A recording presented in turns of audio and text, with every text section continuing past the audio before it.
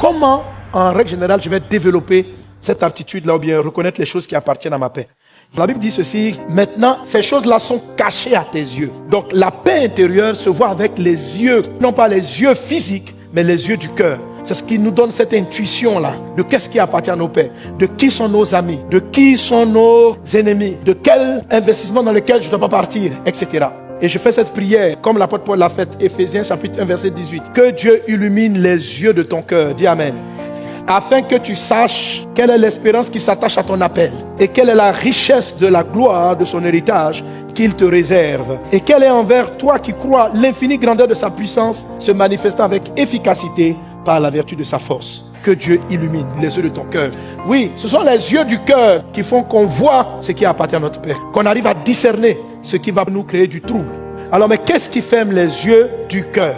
Qu'est-ce qui peut faire qu'une personne soit aveuglée dans son cœur et elle perd son intuition et elle fait beaucoup d'erreurs, elle a beaucoup de manquements?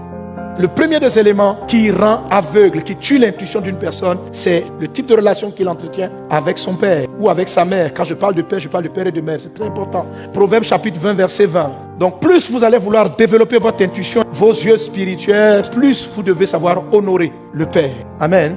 La Bible dit ceci: si quelqu'un maudit son père et sa mère, sa lampe s'éteindra au milieu des ténèbres. Le mot maudit, c'est dire du mal.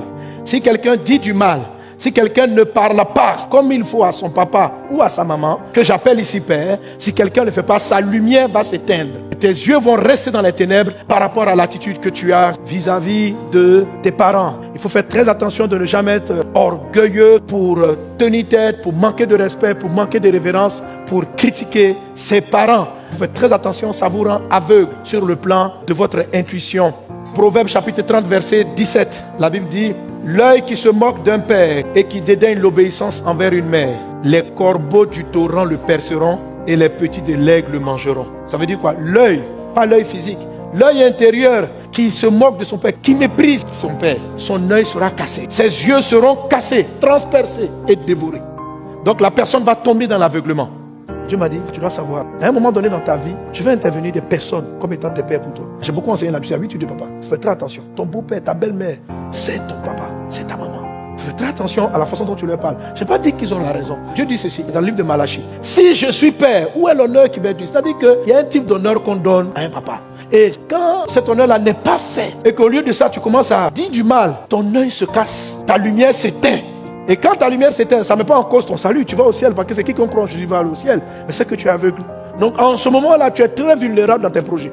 Tu ne verras pas, ton intuition a été cassée.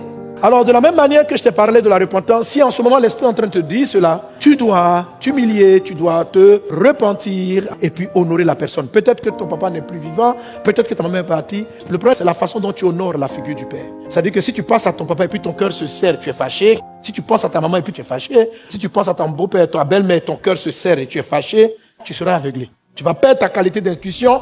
Donc au lieu que ton cœur se serre, tu vas demander à Dieu pardon. Tu vas dire, peut-être mon papa m'a fait ceci, ma mère m'a fait cela, ça m'a blessé. Mais même si ça t'a blessé, la personne est une source pour toi. Et je vous ai donné différentes illustrations pour comprendre. Un père est une source, un père est un point de départ. La Bible dit, ne déplacez pas la borne placée par vos pères. Si tu déplaces un point de départ, tu n'as plus de... C'est comme si je t'appelle au téléphone et puis je te dis, dis-moi comment arriver à Yopougon. La première chose que tu vas me demander, où tu es. Parce que l'orientation pour aller à tel endroit dépend de ta position de départ. La position de départ, c'est ton père. En fait, ton histoire commence là. On ne choisit pas ses parents. Ton histoire commence avec un papa bizarre, mais c'est ton histoire. Donc si tu dénies ça, Dieu ne peut plus t'orienter. Je vais aller au succès dans le mariage. Comment il peut t'orienter dans le succès du mariage? Comment tu dis à quelqu'un qui ne te répond pas au téléphone, tu dis allô, allô, il dit oui. Tu vas à l'hôtel Ivoire, il va te dire mais tu pars d'où? Maintenant tu as honte de ton papa, tu as honte de ton point de départ. Et puis tu commences à te dire non, je suis à Marcory, je suis au quartier résidentiel. Tout simplement pour faire grand quoi. Oh, tu es dans un faux coin. Mais tu ne veux pas dire ça. Mais on ne peut pas t'orienter. Ton papa c'est ton papa, ta maman est pauvre, c'est ta maman. Ton papa était un alcoolique, c'est ton papa. Ton papa t'a frappé, c'est ton histoire. Ta vie a commencé comme ça. C'est ton point de départ. Ça ne veut pas dire que c'est ton point d'arrivée. Ton point d'origine n'est pas ton point d'arrivée. Mais ton point d'origine permet à Dieu de te dire comment on sort du trou. Mais si le point d'origine, tellement il t'énerve, tellement il te fait mal, tellement il t'a blessé, tellement il t'a déçu, tu fais comme si ça n'a pas existé. Tu veux fermer ça dans ta tête, mais en même temps, ta lumière s'éteint. Comment on peut te dire aller à gauche? Gauche, là, ça dépend de ta position. Tu dois faire la paix intérieure avec la figure du papa, de maman. Je n'ai pas dit que les parents ont toujours raison, mais c'est ton histoire. Qu'est-ce qu'on va faire? ton papa a abusé de toi, c'est ton histoire. C'est triste. Non, il ne faut pas effacer le passé. Je vais partir de là, mais je ne finirai pas comme ça. Alléluia.